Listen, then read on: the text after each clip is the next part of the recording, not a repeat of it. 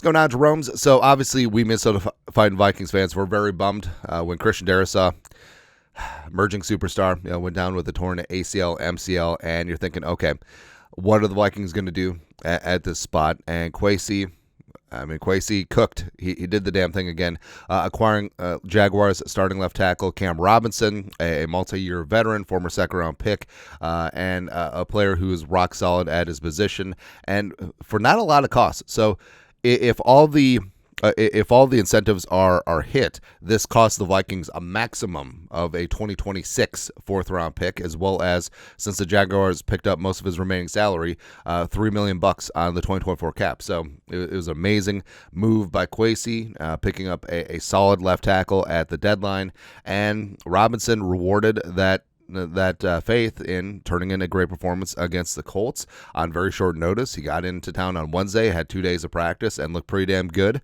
and is already hitting the ground running with his new team, and got a game ball from Kevin O'Connell. Plus, you could just see the emotion on his face, because with all the money thrown around, you just want to be wanted as a human being. And, with Robinson, who had spent almost a decade in Jacksonville, I mean, it's very clear that they were basically just tossing him aside. They benched him, and they're moving on with Wheeler Walker Little Jr. at left tackle, and he does have a crack at his former team this Sunday because the script writers are on one. But you can just tell he was emotional because the culture here is fantastic. He's been adopted by the offensive line group already, and Kevin O'Connell loves him, right? So I think that does factor in. But prevailing wisdom is that Cam Robinson is going to be a half-season rental.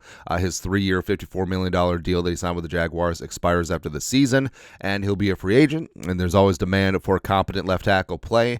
He is only 29, going to be 30 in October, and that's the thinking. Okay, the Vikings, they ride out this year, they weather the storm without Darrisaw, and then Robinson hits free agency, gets paid, and the Vikings get some 2026 comp pick credit. But what if that's not the case?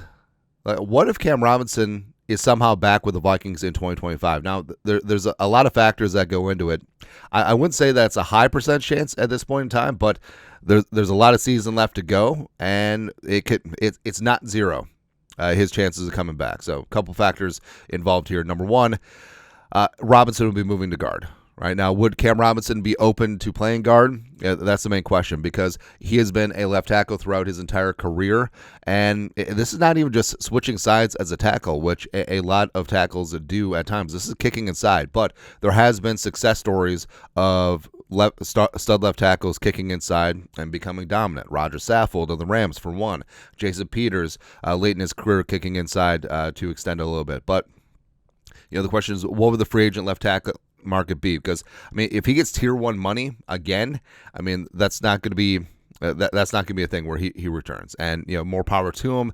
I respect players always looking to get paid, and if he's able to do that with a very solid half season with the Vikings, more power to him, and we'll shake his hand and go from there. But what if the market doesn't materialize like he and his agent wanted to? Like, what if he's not able to get the 22 million per season that would be out there? Would he consider coming back to the Vikings on a premium guard contract, which the Vikings with a ton of cap space in 2025 certainly could warehouse? Also, how confident are the coaches that Cam could kick inside? Because Robinson, he's 6'6", 335, got anchor for days, but like we said, no experience on playing inside at the National Football League level. Also, his arms are in the 90th percentile for tackles, and as we talked about before, long arms for guards could actually be a detriment on the inside. It's one of the factors why I don't think that Oli Udoh succeeded at guard, amongst a few, right? Because I honestly do think that the long arms inside, it doesn't work, but it's an argument for another day.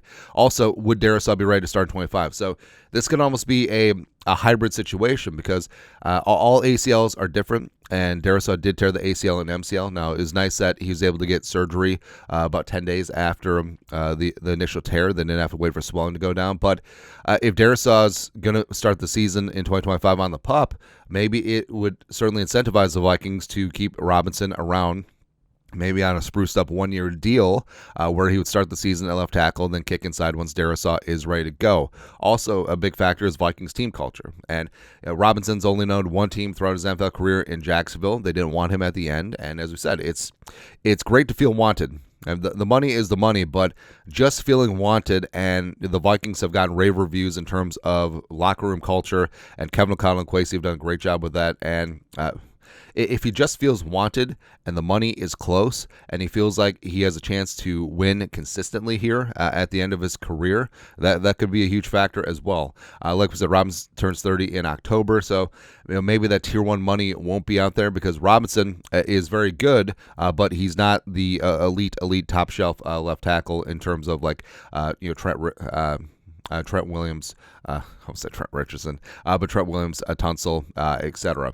Also, there was a huge trademark at the deadline. Now, the Vikings were in a unique position where they obviously have playoff and beyond aspirations, and they just lost their starting left tackle. Now, the only team analogous to a degree would have been the Giants, who lost Andrew Thomas, but of course, their playoff chances were moot at that point. But the fact that the Vikings got him for essentially a day 3 2026 draft pick swap and a couple $1 million, I mean, that does raise an eyebrow, and that could be foreshadowing that his market in free agency won't be as big as we're expecting right now. But like we said, there's a ton of factors that go into this, and there's a long ways to go. But I mean, so Blake Brandel has been fine at times. He has had a couple rough games, but I don't think that you are ready to cement him in as your starting left guard in 2025. And Robinson, I don't think that you kick him to the right side because that's a complete relearning of the footwork. But what you have seen is when former stud left tackles kick inside is generally just inside the left guard, right? So you're able to keep the footwork the same and also communication on that side roughly the same and just go from there. So I think that I'm starting to get tingly because Robinson at 335, Christian Darrisaw on that left side. Woo! Can we get a badass center one time and then just go from there? I don't know, but like we said, there's a long ways to go, and a lot of factors that will go into it. But I don't think it's zero. It's certainly not zero that 0% chance that Cam Robinson is somehow back with the Vikings in 2025. And he's a very solid player, and his role obviously would change from premier franchise left tackle like he was with the Jaguars to whatever he would be here with the Vikings. But if he gets paid, he gets paid somewhere else. But early returns, I like what Cam Robinson brings, a veteran calmness, a toughness, and I think that he fits in great with the locker room. And I'm all for competent offensive linemen trying to get the best 5 out there, and Cam Robinson certainly would be one of the best 5 moving forward. But your thoughts are thoughts. Could Cam Robinson stay beyond this half-season rental? Let us know your thoughts. Our thoughts, comment section, you know what to do. Skull Production Value.